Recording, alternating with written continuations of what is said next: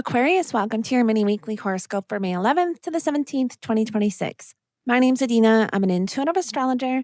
Aquarius, this week brings major emotional and mental shifts around your home life, your inner foundation, your relationships, and the way that you communicate your truth. There's a strong sense that something personal is changing within you. And as that internal shift happens, it begins affecting how you think, speak, connect, and create stability in your life. This is a deeply important week because it asks you to become more honest about what truly feels safe, supportive, and emotionally sustainable for you moving forward. As the week begins, Mercury is moving through Taurus, which is in your fourth house of home, family, emotional security, and your private inner world.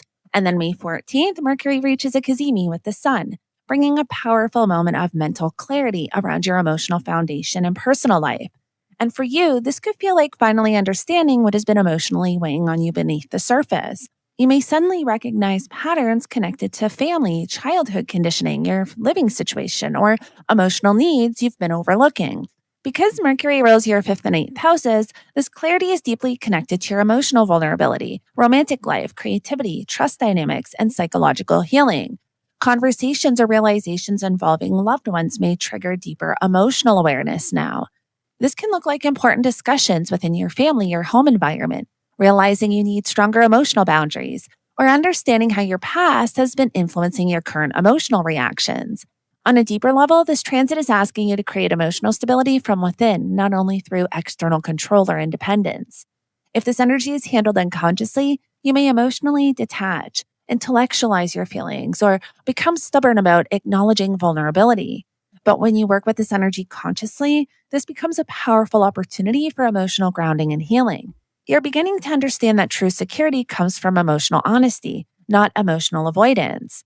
Then we get to May 16th and we have the new moon in Taurus, which is activating your fourth house, opening a brand new chapter connected to home, family, emotional security, and your inner emotional life.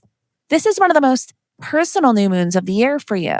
And this can look like internally a desire to reset emotionally. You may feel ready to create healthier boundaries, improve your living environment, or reconnect with family differently, or even establish a stronger sense of inner peace. For some of you, this may bring literal changes involving home or family matters. And for others, this is an emotional rebirth happening quietly within. This new moon is asking you to build a life that actually feels emotionally safe, not just intellectually manageable. At the same time, Mars is going to form a conjunction to Chiron, which is happening in your third house in Aries. And this is bringing emotional intensity and healing around communication, thought patterns, self-expression, and your relationship with your own voice. Because Mars rules your third and 10th houses, this transit is connecting your communication style, mental habits, and daily interactions with your career, public identity, and long-term direction. This can bring up wounds around feeling misunderstood, unheard, dismissed, or criticized. You may notice yourself becoming more reactive in conversations or emotionally sensitive to how others respond to you. And this can look like tension in communication, frustration with misunderstandings, emotional conversations with siblings or people that you're close to, or even realizing how harsh your internal dialogue has become. For some of you, this transit can reveal how often you suppress what you truly think or feel in order to avoid conflict or maintain distance emotionally.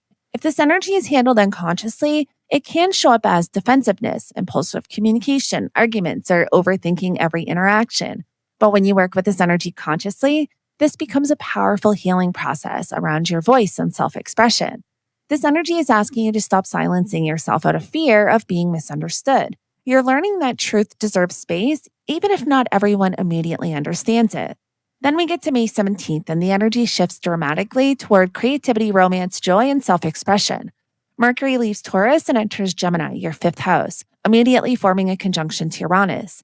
This creates sudden inspiration, exciting conversations, unexpected romantic developments, and major creative breakthroughs.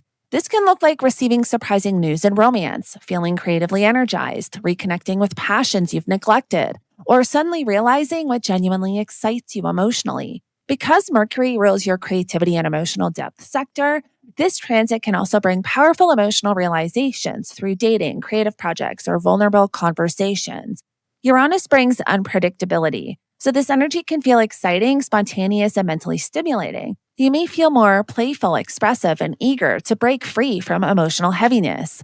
If this energy is handled unconsciously, though, it can create impulsive romantic decisions, inconsistency, scattered focus, or emotional unpredictability. But when you handle this energy consciously, this becomes liberation. This is where you begin reconnecting with joy, authenticity, and emotional expression in a completely new way. As you move through this week, there's a very clear emotional storyline unfolding. The beginning of the week brings clarity around emotional needs and inner foundation. The middle of the week asks you to heal your relationship with communication, vulnerability, and self expression. And the end of the week opens exciting new possibilities for creativity, joy, romance, and emotional freedom. This is a week of emotional realignment. You're being asked to stop disconnecting from your emotional reality just because vulnerability feels uncomfortable. The more honest you become about what you truly need emotionally, the easier it becomes to create a life that actually supports you.